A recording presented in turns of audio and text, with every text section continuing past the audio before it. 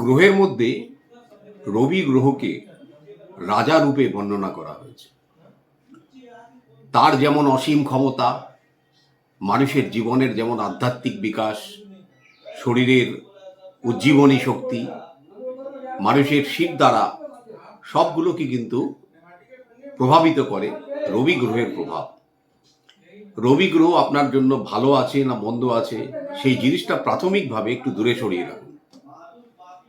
রবি একমাত্র গ্রহ যে কিন্তু সরাসরি শরীরের উপর প্রভাব ফেলে এবং মানুষের জীবনে দেখুন যে আমাদের যে ইমিউনিটি সিস্টেম, যে শরীরের রোগ প্রতিরোধক ক্ষমতা, সেগুলোকে বহুলাংশে খণ্ডন করে সূর্যের আলো।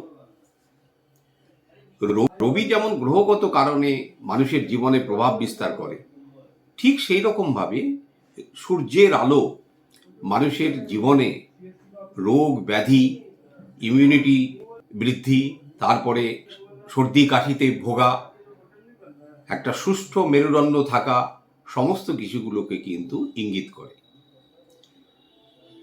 যারা দেখবেন অল্প বয়স থেকে সাইনাস, অ্যালার্জি, সর্দি কাশি, অটো ইমিউন ডিজিজে ভুগছে, ছোটবেলা থেকেই দেখবেন তারা চিকিৎসাধীন হয়ে পড়ছে। কিছুদিন একটু সূর্যের আলোতে বসা অভ্যেস করুন তো। যাদের ক্যালসিয়ামের প্রবলেম, ভিটামিন D3 প্রবলেম, তারা নিয়মিত সূর্যের আলোটা একটু উপভোগ করুন তো। দেখুন 2-3 মাস করে কি হয়। যাদের শরীরে লিপিড প্রোফাইল হাই থাকার টেন্ডেন্সি আছে, তারা সূর্যের আলোতে বসে প্রাণায়াম করে দেখুন। 6 মাস বাদে আপনি আপনার প্যারামিটারগুলোকে চেক করবেন, দেখবেন সেখানে আশাতীত প্রভাব। বড় অদ্ভুত। সকালবেলা স্নান টান করবেন, যদিও আর্লি মর্নিংটাকেই সবচেয়ে বেটার বলা হয়, তবুও 9টা, 9:30 পর্যন্ত অবশ্যই সেই প্রভাবটা থাকে। সূর্য জলদান করার পরে একটা ছোট্ট মন্ত্র আছে, এটা ছোটবেলা থেকে প্রত্যেকে অভ্যেস করুন। এই কোরে আঙ্গুলটা দিয়ে আপনার নাভিমণ্ডলে ঠেকিয়ে এই মন্ত্রটা উচ্চারণ করবে, ওম ঘৃণী সূর্যায় নমঃ। আমি স্ক্রিনে দিয়ে দেব। এই নাভিমণ্ডল থেকে তখন এই কপালে ঠেকিয়ে এই গলার এখানটায় ঠেকাবে। এটা 3 বার করে করুন।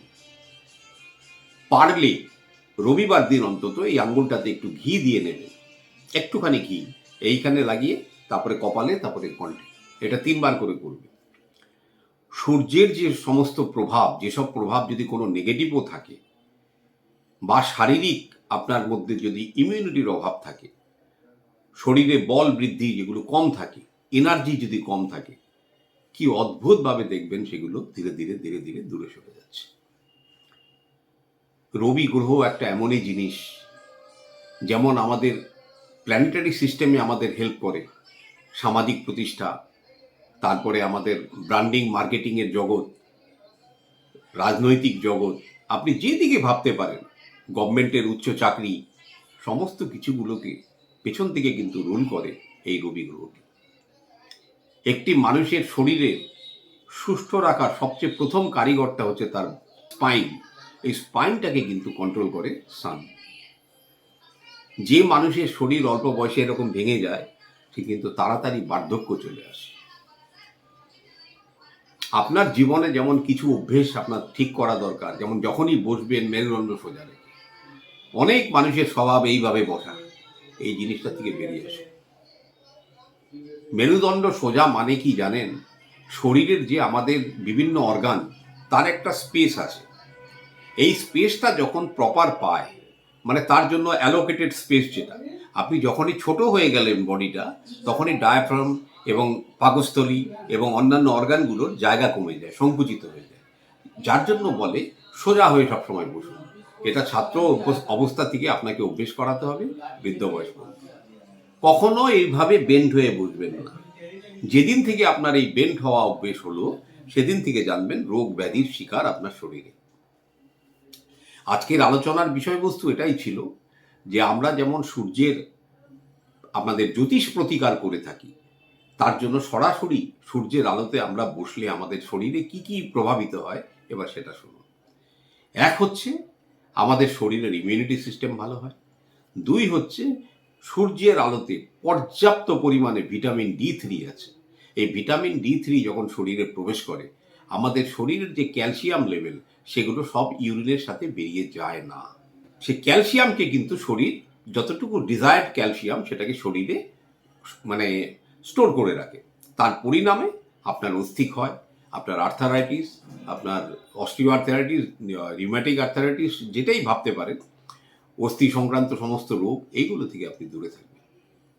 সূর্যের আলোতে প্রাণায়াম করলে আপনার শরীরে ইমিউনিটি সিস্টেম যেমন বাড়ে, তেমন আপনার হার্টের স্পন্দন ঠিক থাকে, হার্টের যে লিপিড প্রোফাইল মানে ফ্যাট রেশিও সেগুলো কিন্তু অনেকাংশে কমতে থাকে। তো যারা এই ছোট ছোট কিশোর কিশোরীরা অধ্যয়নরত, যারা জীবনের শুরু সবে করেছেন, তাদেরকে এই সু অভ্যাসটা করান। মাটিতে বসে সূর্যের আলোতে একটুখানি প্রাণায়াম করুন। অনুলোম বিলোম, কপালভাতি, ভ্রামরী এই প্রাণায়ামগুলো মূলত করতে হয়। তার সঙ্গে জোরে জোরে হাততালি, জোরে জোরে এই অভ্যেসগুলো ছোট ছোট বাচ্চাদের করান। তারা বয়স্ক মানুষরা টুলে বসবেন, যারা মাটিতে বসতে পারেন না।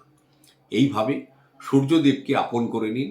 জীবনে কিন্তু সবসময় দেখবেন আপনার শাইনিং থাকবে, বার্ধক্য থেকে আপনি অনেক দূরে থাকবেন। নমস্কার। ওম নমঃ শিবায়।